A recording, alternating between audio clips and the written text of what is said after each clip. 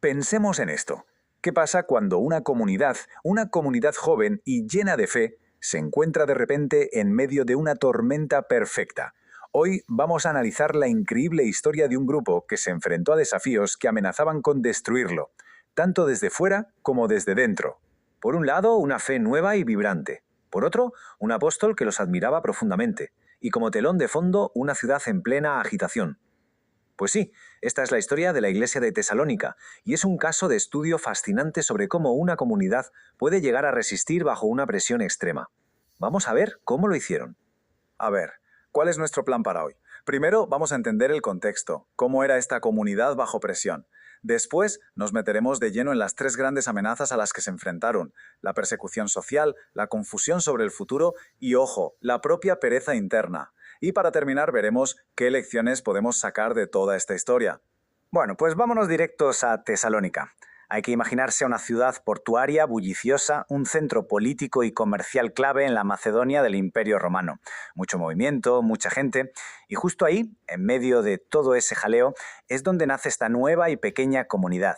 Y es que, a pesar de ese entusiasmo que el propio apóstol Pablo les elogia, esta comunidad se enfrentaba a una crisis en tres frentes, que además estaban peligrosamente conectados entre sí. Uno era externo, otro teológico y el último social. Era, la verdad, una combinación bastante explosiva que hacía que su situación fuera de lo más frágil.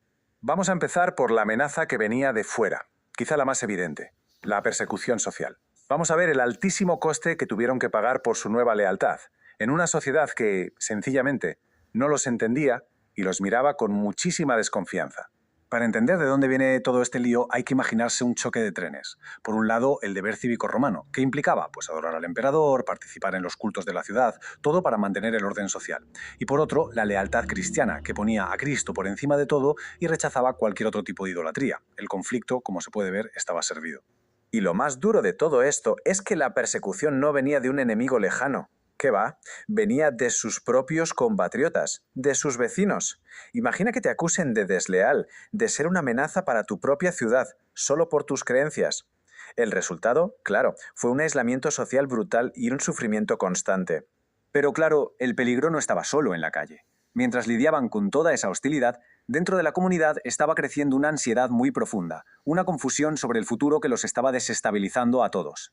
Hablemos de su preocupación por los últimos tiempos. En el centro de toda esta ansiedad hay una palabra griega, parucía. Se refiere a la segunda venida de Cristo. Para los tesalonicenses, lo que debía ser una fuente de esperanza se había convertido en un foco de confusión y, la verdad, de bastante miedo. Pero, ¿por qué? Pues la primera pregunta que los carcomía por dentro era algo muy personal y desgarrador. Se preguntaban: ¿qué pasa con nuestros seres queridos, con la gente que ha muerto antes de que vuelva Cristo? Tenían un miedo real, una angustia enorme, a que se hubieran perdido la salvación para siempre. Pero es que la cosa no se quedó en una simple duda, ¿eh? No. De la confusión se pasó al pánico, un pánico total. Empezaron a correr rumores, incluso se hablaba de cartas falsas atribuidas a Pablo que decían que el día del Señor ya había llegado. El caos y la desestabilización que esto provocó fueron tremendos. Así que para intentar parar esta locura, Pablo les pone las cosas en orden. Les da, digamos, una hoja de ruta muy, muy clara. Les dice: a ver, primero tiene que haber una gran apostasía. Segundo, tiene que aparecer la figura del hombre de iniquidad. Y solo entonces, en tercer lugar, llegará el día del Señor. Esta aclaración doctrinal fue como echar un ancla en medio de la tormenta. Les devolvió la paz. Claro, toda esta confusión sobre el futuro, pues al final acaba teniendo consecuencias muy prácticas en el día a día. Y esto nos lleva de cabeza a la tercera amenaza: la ociosidad dentro de la comunidad. Es el ejemplo perfecto de cómo las creencias sobre el fin del mundo, lo que llamamos escatología, pueden afectar directamente a la ética y al comportamiento de un grupo. Para describir este problema, Pablo usa una palabra griega que es, la verdad, muy descriptiva: atactos. Significa algo así como desordenado, indisciplinado. Y es que parece que algunos, convencidos de que el fin era inminente por culpa de los rumores, simplemente habían dejado de trabajar. Y esto, claro, estaba creando un problema social y práctico muy, muy serio. Y Pablo, ante esto, no se anda con rodeos. Su respuesta es predicar con el ejemplo, básicamente. Les recuerda cómo se comportó él mismo cuando estuvo allí, diciéndoles: Trabajamos día y noche para no ser una carga para ninguno de vosotros. El mensaje no podía ser más claro.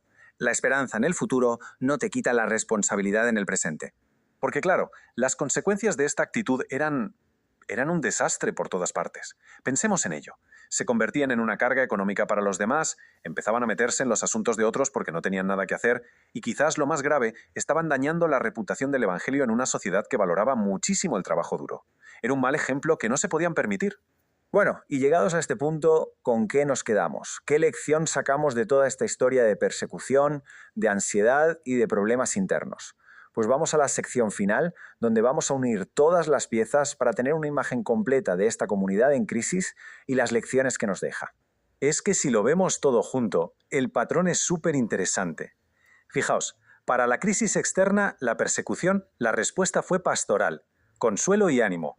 Para la crisis interna, la de la confusión teológica, la respuesta fue doctrinal, una aclaración de conceptos. Y para la crisis ética, la de la pereza, la respuesta fue práctica, una corrección con el ejemplo por delante. Cada problema necesitaba una solución a medida.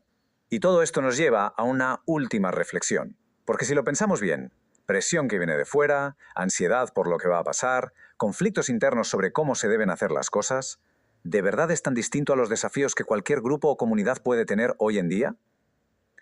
La historia de Tesalónica nos enseña algo atemporal. La forma en que un grupo responde a sus crisis, tanto las externas como las internas, es lo que define su presente y también su futuro.